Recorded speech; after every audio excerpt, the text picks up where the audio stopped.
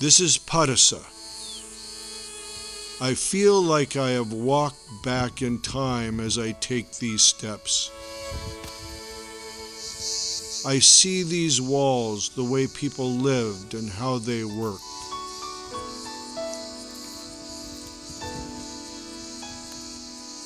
This was a polis, or city-state, in 400 BC. It was also a member of the Dalian League, whose purpose it was to continue fighting the Persian Empire even after the Greek victory. You know, treasures always come in disguises. They never look anything like the true value they hold. To walk amongst these ruins and see the way people lived thousands of years ago is a treasure that's not to be missed.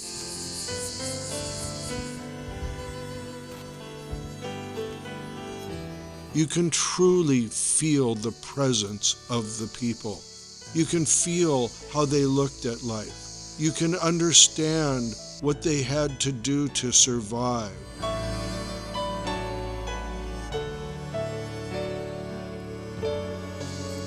It always seems so simple as you look at it. In retrospect, however, they had their trials and tribulations just like we do today. They were not so different from you and I. They loved their children, they loved their partners, they loved their cities and the gods that they worshipped, but mostly they loved their lives.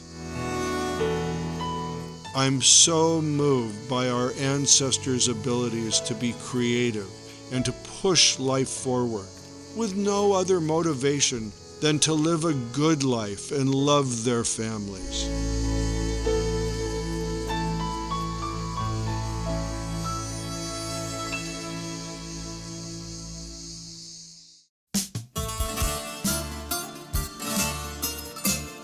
Bodrum is unlike any city that I have ever visited in Turkey. When someone in Turkey says the name Bodrum, there's a faraway look in their eyes, as if they're going to another planet, a place where anything can happen, a place where they can truly be free, a place where they never have to think about their troubles. This is the Turkish nirvana. If you're from the United States, it's like Newport Beach, Laguna Beach, and the Hamptons all rolled up into one. And yes, the magic is real. I cannot think of Bodrum as Turkey. It's so international, intertwined with the EU, US, and the world in general. However, it is Turkey, with the same warmth and friendliness that all of the people of Türkiye display. The yacht harbor is something to behold. It's a blur of opulence, an orgy of money that comes together and tries to outdo the next yacht. If you want to feel the magic, Bodrum is the place.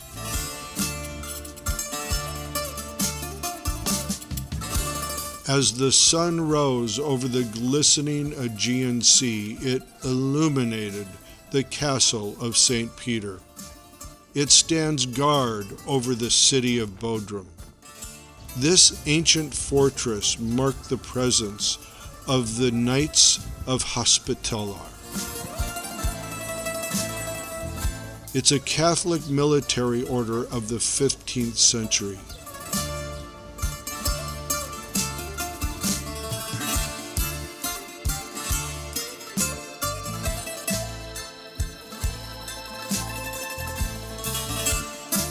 After establishing themselves in Jerusalem during the Crusades, the Knights of Hospitaller set their sights on building a naval stronghold.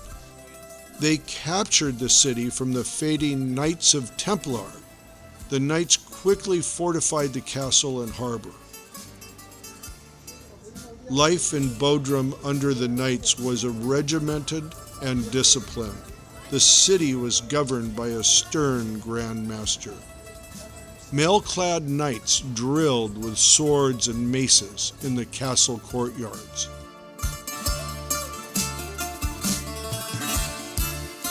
Shipbuilders worked day and night to maintain a large naval fleet. The knights set out from Bodrum in massive ships. The Ulebrun shipwreck was one of the oldest, most significant shipwrecks ever discovered, and it was found off of the coast of Bodrum. It is displayed in Bodrum's Museum of Underwater Archaeology.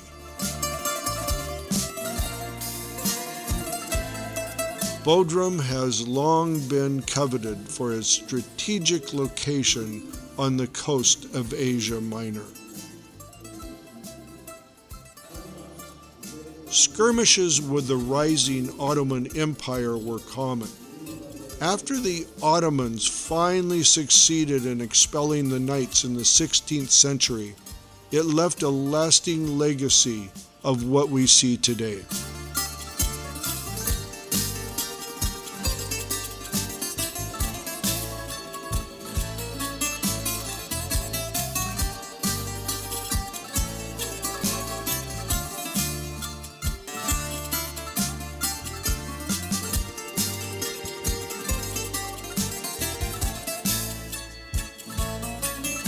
The windmills of Bodrum were an iconic sight during the 19th and 20th centuries.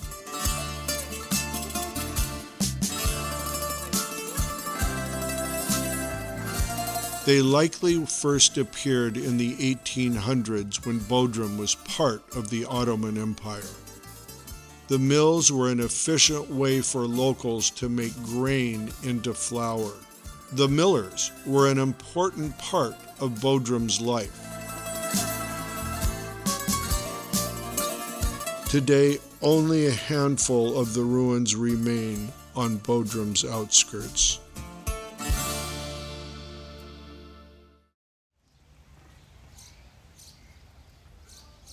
Zeki Müren, Turkish singer, composer, songwriter, actor, and poet, was born December 6, 1931, in Bursa, Turkey, known as the Son of Art and Pasha.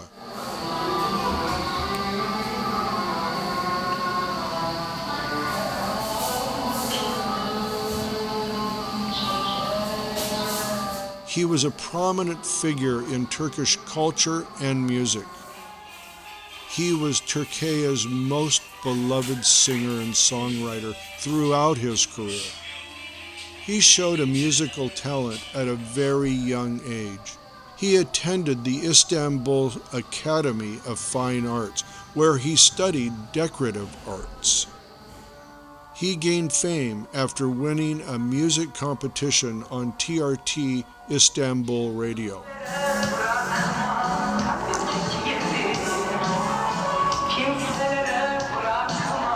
And subsequently focused on live performances and recording new songs.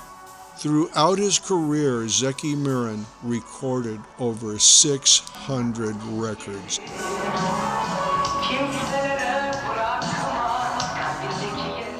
Despite his profound effect on Turkish music, his sexual orientation was always called into question. However, he kept his private life private.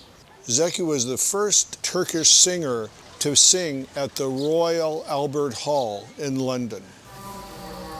Zeki was known for his unique style, both in terms of clothing and performance.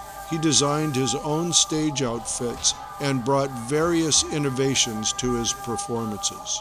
You know, any American is going to see Zeki and they're going to go, oh, he was just like Liberace. But just like Liberace, you know, very few men are brave enough to come out and be exactly who they are.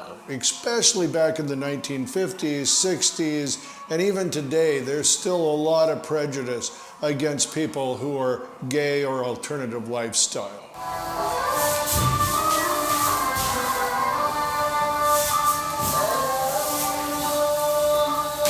Although Zeki never commented on his sexual orientation, it was the subject of public speculation.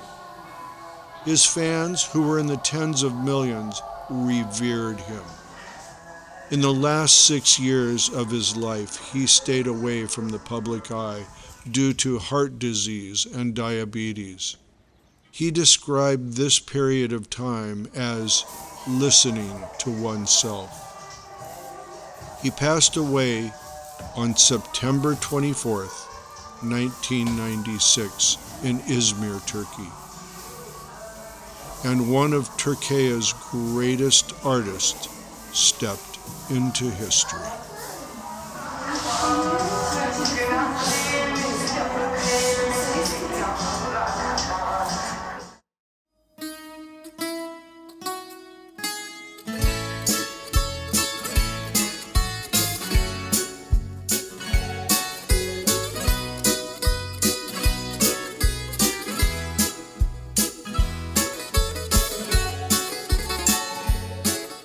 We're here at Kalamata in Bodrum, and this is a very special treat that I'm in for.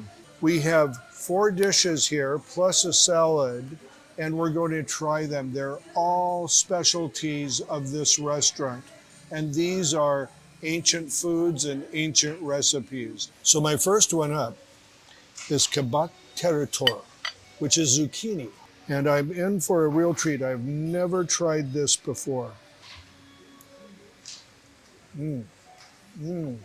It's in a sweet olive oil sauce with yogurt, and what I'm going to guess are walnuts. It's very delicious. So this next dish is kırp olu. This has eggplant, which is like the national food of Turkey, and it's also got peppers in it and a little tomato sauce. This is I'm going to give it a little taste right now. That is a wonderful white garlic sauce. My next dish is enginar kalbi, which is heart of the artichoke. Something I'm very familiar with, being from California. Is a real delicacy. That melts in your mouth. The next is levrek marin, which is sea bass marinated. And the mustard and the sea bass mix to just give you an explosion in your mouth that is full of flavor. And this dish is simply called fava because it's made from fava beans. They're mashed in a paste, and then they're dressed like this, beautifully, with some onions, some dill, carrots, cucumbers as garnishes. So this dish is made to be eaten whole. You take a little fava, throw a little onion, a little dill. This is so good. This is so good. So next is, of course, the thing that graces every Turkish table is a salad.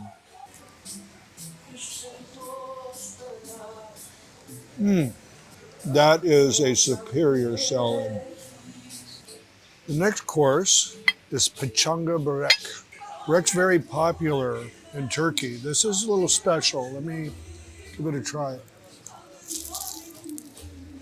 A dried beef and cheese in the center where it's warm and tasty. So you get both that beef and cheese flavor. So my next one is something that everybody will be familiar with, calamari. This is the calamari right here, and this is a dill yogurt sauce. A beautiful dill, beautiful yogurt sauce, and just a really fresh seafood taste to the calamari.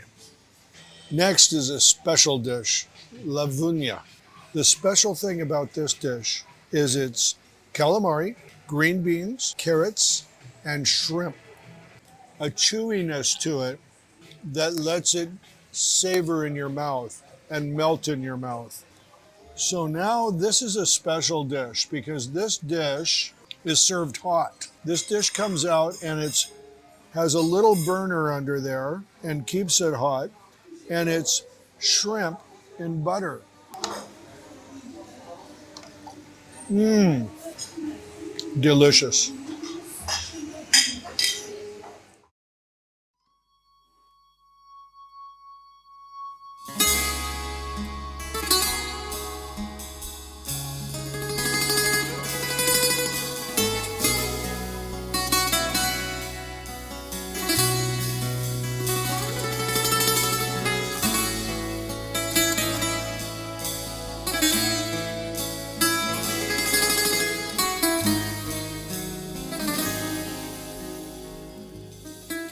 Gümüşlük is a scenic, laid-back beach town.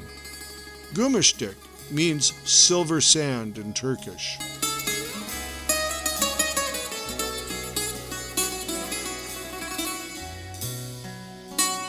The town has a lively fish market selling the daily catch from local fishermen. It has great seafood. It offers a perfect holiday spot on the Bodrum Peninsula and has a charming coastal atmosphere on Turkey's turquoise coast.